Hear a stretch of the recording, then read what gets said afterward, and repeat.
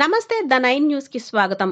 పార్వతీపురం మన్యం జిల్లా పాచిపెంట మండలం చీపురువలస గ్రామంలో శివరాత్రి సందర్భంగా కొండపై కొలువు తీరిన 2400 సంవత్సరాల నాటి పార్వతీదేవిని దర్శించుకోవడానికి వేలాదిగా తరలివస్తున్న భక్తులు 32 చేతులతో తలపై శివునితో దర్శనమిచ్చే ఈ అమ్మవారిని చూడటానికి ప్రతి సంవత్సరం శివరాత్రి రోజున ఆంధ్ర, ఒడిశా, ఛత్తీస్గఢ్ నుంచి వేలాదిగా భక్తులు తరలివస్తుంటారు. ఈ ఆలయానికి వచ్చే భక్తులకు ఎటువంటి ఇబ్బందులు లేకుండా ఆర్టీసీ వారు ప్రత్యేక బస్సులు ఏర్పాటు చేశారు.